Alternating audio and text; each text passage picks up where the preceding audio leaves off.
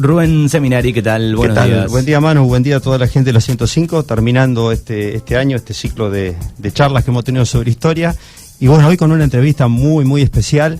Es como para coronar el año, la frutilla del postre. Tal cual.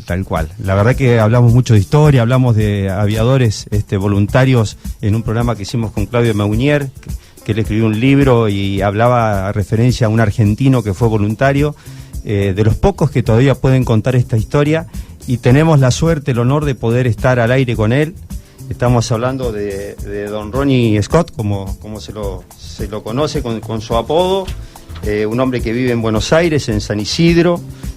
Ronnie tiene 102 años, es uno de los pocos que pueden contar esta historia de haber sido voluntario de la Segunda Guerra Mundial, y con muchas historias en la Argentina después de eso, porque terminada la guerra regresó a su Buenos Aires natal y ahí está viviendo todavía. Así que vamos a ver si Ronnie nos está escuchando, o nos está escuchando al aire ahí. Ronnie, buenos días. Ante todo, decirle buenos días, agradecerle la deferencia de atendernos el teléfono. Bueno, nuestro espacio es un programita de historia que hacemos con mucho orgullo y mucho cariño. La verdad que poder tener en vivo y en directo a uno de quienes fueron partícipes de esos años tan duros como es la Segunda Guerra Mundial, para nosotros es todo un honor. Queríamos preguntarle dónde nació, en qué año y cuándo, porque parece de película que estemos hablando con un pibe de 102 años, y bueno, cómo se desarrolló su infancia en ese Buenos Aires. Yo fui el menor de 3 pibes, nací en Villa Devoto ya por el año 1917, el 20 de octubre. Bajo el gobierno de Irigoyen, para que nos ubiquemos donde estamos hablando. Más o menos, afirmativo. Y tuvo una trayectoria familiar de gente relacionada, lamentablemente, a estar en guerras, ¿no? Tuve la mala suerte que mi padre era un experto en pesca, y en esos días no había heladera, allá por el año 25, y tuvo la mala suerte de fallecer por una intoxicación que vino de pescados. Alguien se equivocó y usó un pescado malo, ¿no? Uh-huh. Su padre había estado también participando de un conflicto bélico como su abuelo también, ¿no es cierto? Mi padre se había acoplado a un grupo de australianos que fueron a la guerra del Boer allá por el 1900 en Sudáfrica. Era doctor y vino para acá, pero acá no hay rivalidad para doctores. Entonces, como era buen deportista, entró en el diario El Standard, que era el diario más antiguo inglés en Buenos Aires, y se ocupó mucho de pesca, y después fue un célebre referí de rugby. ¿Y cómo es que un joven allá en la década del 40, que era un deportista excelente, que jugaba al rugby, que jugaba en la primera del Club Belgrano, si no tengo mal la información? Tuve suerte, jugaba en primera a partir del año 39, en la primera de Buenos Aires, y también jugaba al cricket para Casi. El Casi es el club de San Isidro. De San Isidro, eso es. Y don Ronnie, ¿cómo es que llega la decisión de ir a la guerra? Argentina, si bien era veían la guerra por la radio, en esa época en el diario, era un país que vivió el conflicto de lejos, digamos, ¿no? Acá se veía bien, pero hubo jóvenes, 5.000 jóvenes, que decidieron ir al frente aliado en forma voluntaria, y entre ellos, usted. ¿Cómo es que llega a esa decisión? Y porque Hitler era un HP y Churchill justamente era un campeón. Y hay que tener en cuenta de que aparte de los voluntarios con ascendencia inglesa, había 1.200 voluntarios más, y eran belgas o polacos. Y como ellos fueron por su propia embajada, nosotros no estábamos en contacto con ellos. Y don Ronnie, ¿cómo fue el trámite de anotarse como voluntario? ¿Cómo le había que ir a la embajada? Bueno, ¿cómo fue Inglaterra? había que presentarse en la embajada y la embajada lo mandaba al hospital británico para los exámenes físicos. Ujú. Y después, en mi caso, que yo quería ser voluntario de piloto naval porque había visitado un barco así en Buenos Aires allá por el año 29, creo que era, con el príncipe de Gales. El portaaviones Águila, el Eagle. Tuve que prepararme para matemáticas. Y una vez que los transportaron en barco, llegó a Inglaterra y usted no sabía volar todavía. No, todavía no. Tal es así que en camino nos derivaron a Nueva York para buscar en la isla de Bermuda a un contingente de oficiales navales americanos. Y después, hasta ese momento, éramos 400 voluntarios a bordo, varones, chicas y hasta una media docena de familias con bebés en los carritos. Uh-huh. ¿Y cómo fue ese periodo de instrucción? ¿Dónde fue? ¿En la misma Inglaterra? Este periodo fue increíblemente interesante, divertido. Después viene lo serio, cuando uno llega a Inglaterra y ve la destrucción sin igual, y uno tiene que dedicarse a lo suyo. ¿Y cómo era el día de un aviador naval en plena guerra, no? Imaginémonos, Inglaterra, estamos hablando del año 43. Me tocó algo de instrucción, yo tenía que asegurar tiros con bala viva, aire. Uh-huh. Eso fue lo principal, aunque hice mucho traslado y volé todos los aviones que tenía en la Marina, desde el Spitfire temprano hasta el Spitfire 19, alguien dijo que era el 21, que ya tenía un motor de 2.400 caballos, en vez de 1.200 caballos como había empezado el Merlin. ¿Y cómo era esa sensación de saber que todos los días sobrevolaban los bombarderos alemanes, que venían los cazas alemanes, que las bombas voladoras caían todos los días? ¿Cómo se vivía eso en Inglaterra? ¿Cómo lo vivían ustedes como responsables de la defensa, no?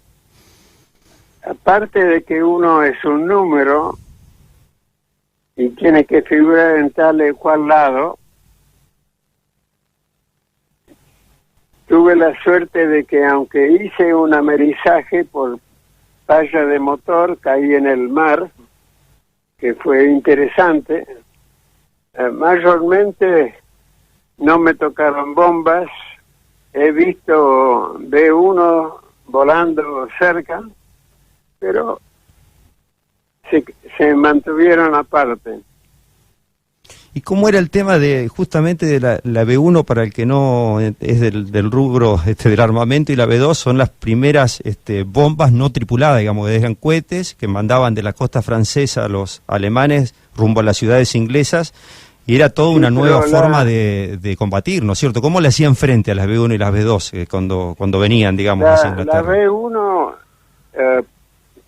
tenía que cruzar en vuelo el Canal de la Mancha, y si podían bajarlo con los Spitfires o los cazas, naturalmente no era muy difícil, porque iba a 240 kilómetros más o menos, que no es mucha velocidad, y llevaba unas 4 toneladas de explosivo. De explosivo, lo mismo que llevaba el B2, pero el B2 subía arriba, no era posible de hacer nada con el B2 porque subía y después bajaba a una velocidad super max. No había forma de Caía perseguirlo con los aviones. y caía donde caía. ¿Cómo fue la historia de la plantada de motores que recién nos contaba don Ronnie? Usted estaba volando, se plantan los motores y está arriba del mar. Tenía en ese momento tenía un avión con un solo motor y un artillero atrás. Aparentemente hice un amerizaje bien porque él estaba volando del segundo día y yo estaba de chequeo. Pero al otro día ya estaba volando nuevamente. ¿Y cómo recuerda el 8 de mayo del 45, digamos, tal vez el día más lindo de la guerra, el día que terminó la guerra, ¿no? Ese día de... Y estaba en el puerto de Dublín, estaba a cargo de una transferencia de mi escuadrón del sur oeste de Inglaterra a Belfast, y de Belfast a cerca de una ciudad nombrada Londonderry, a donde los ingleses tenían una base submarina. ¿Y cuál fue la sensación de todos? ¿Que hubo un anuncio radial? ¿Un oficial le transmitió la noticia que había terminado la guerra? Sí, estaba haciendo los ejercicios que me correspondían sobre el Mar del Norte, al sur de Belfast. ¿Y cuál fue la sensación de la gente en ese momento? ¿Qué fue lo que pasó? Digamos, imagino un alboroto, una alegría de que la guerra terminaba. El alboroto y alegría era descomunal. Todo el mundo estaba re alegre, la gente se besaba, se daba de brazos, era increíble el júbilo después de casi 5 años de guerra. ¿Y cuando fue el famoso día D, el día del desembarco en Normandía, usted ya estaba volando? Estoy perdiendo tu voz, lamento. A ver ahí me escucha mejor. Ahí me escucha. No, más o menos, está flaco el asunto. A ver ahí me escucha mejor. Hola. Más o menos. Nosotros lo escuchamos perfectamente, don Ronnie, acá. A ver ahí. Le preguntaba cuando fue el desembarco en Dunkerque, si usted ya estaba volando en ese momento. ¿Dónde estaba en ese momento usted? Y cuando fui para allá, era en principios de abril. Teníamos que esperar que viniera un barco. Vino un barco a Buenos Aires de voluntarios argentinos, más o menos 320, unos 70 chilenos, y después llegamos a 450 con algunos uruguayos y paulistas en el Río de Janeiro.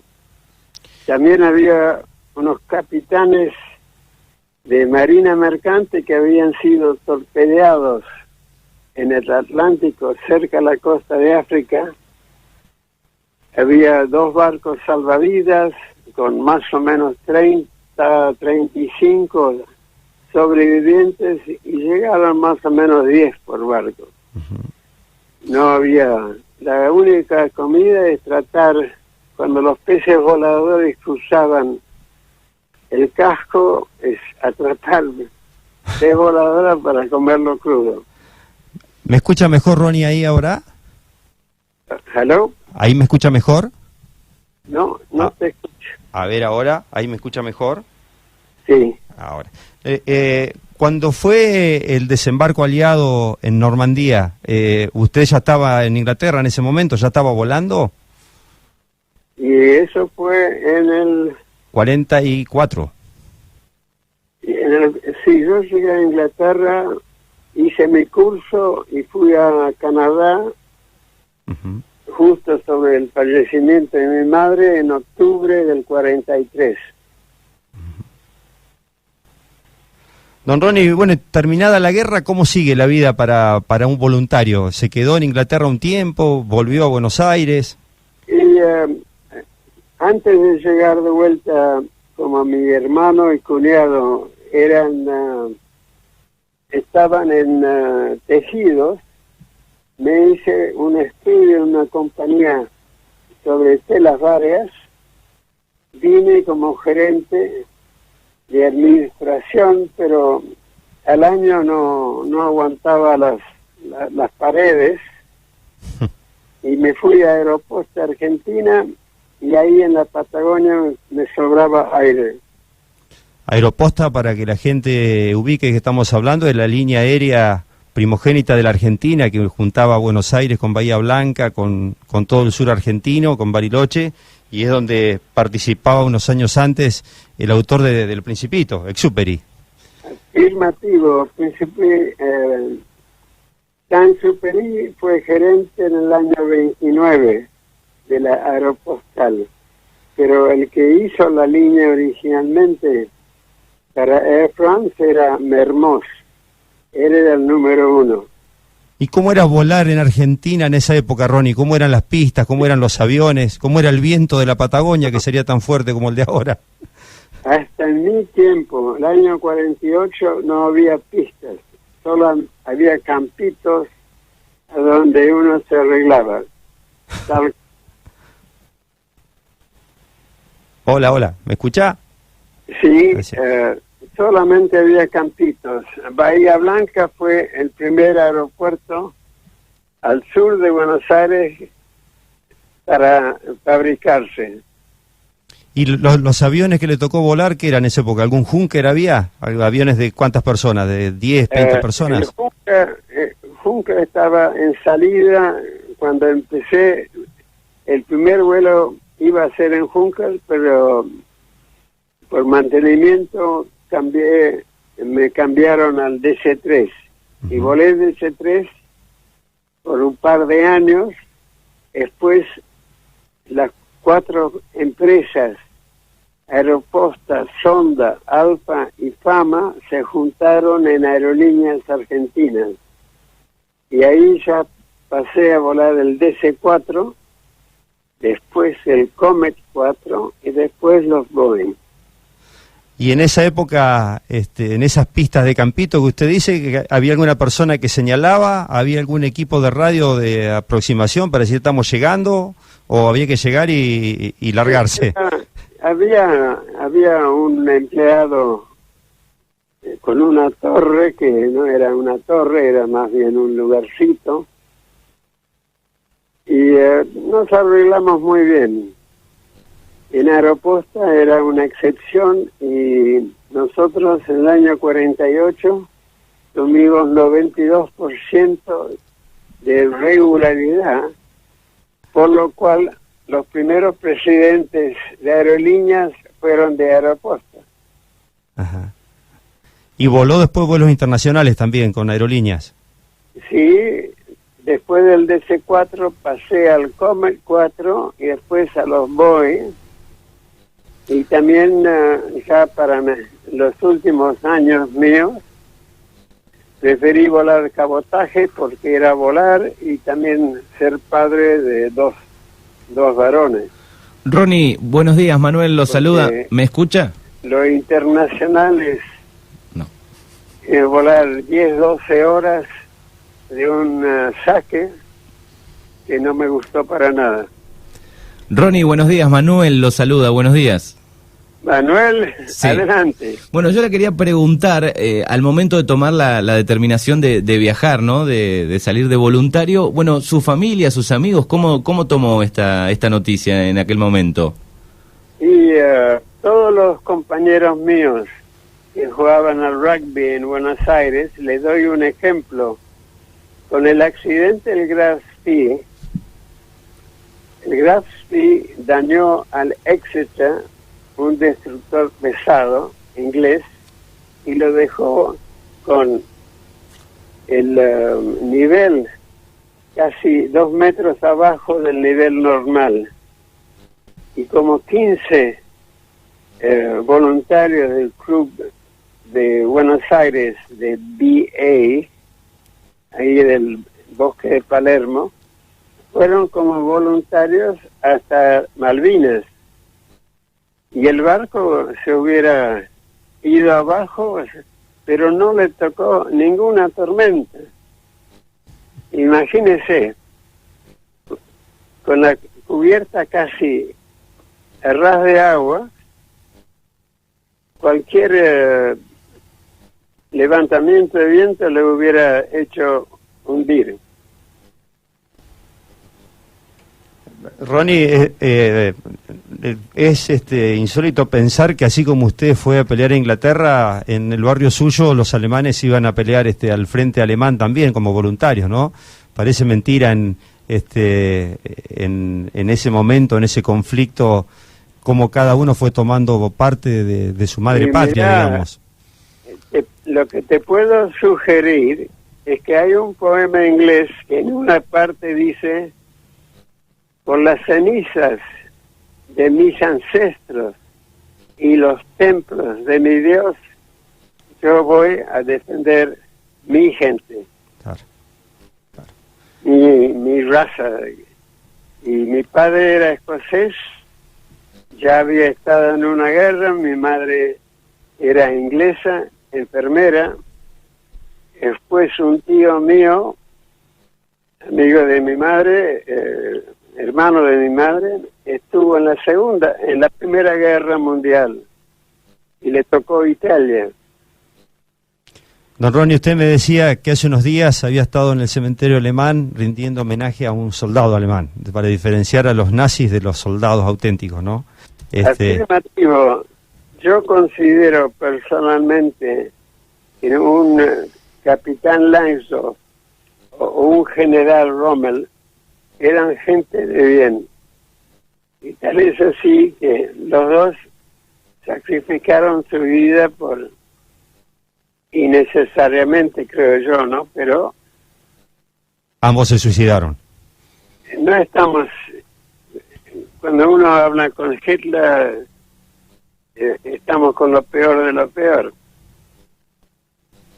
Y usted me decía que estuvo rindiéndole un homenaje, llevándole una corona hace pocos días, porque fue un nuevo aniversario del hundimiento del Graspi, y usted estuvo en el cementerio alemán rindiéndole homenaje a su comandante, a Landendorf, justamente, ¿no es así? Sí, porque considero que era una buena persona. Usted me decía dejó una corona de amapolas, ¿y cómo es la historia del significado de esas amapolas? Y las amapolas están hechas por los lisiados, los militares lisiados. Ellos la hacen y eso se vende en toda la comunidad británica a partir de septiembre, y el día principal es 11 de noviembre, que corresponde al término de la Primera Guerra Mundial en el año 1918. Es maravilloso escucharlo y la memoria que tiene, Ronnie. Yo le pediría, para no molestarlo más, que nos deje un mensaje. Digamos, usted es historia viva, tiene 102 años, ha vivido... Vamos a preguntarle cuál es el secreto. Estoy tratando de hacer un escrito teniendo en cuenta lo que nos viene ahora en el año 20, y que tenemos que tener sentido común porque está muy confuso la mano. Y no podemos estar perdiendo año tras año sin, ¿cómo te podría decir? Ser práctico y honesto. Se roba plata por todos lados y tenemos demasiados pibes que no tienen educación. Entonces hay que hacer algo para eso. Ronnie, yo le quería preguntar, ¿cuál es el secreto para llegar a los 102 años con esa vitalidad que usted tiene, con esa memoria? Siempre se pregunta, ¿no? Cuando alguien supera los 100, digamos, bueno, un poco la alimentación, un poco cómo fue la vida. Bueno, el asunto es que tengo que tratar de hacer lo que hago.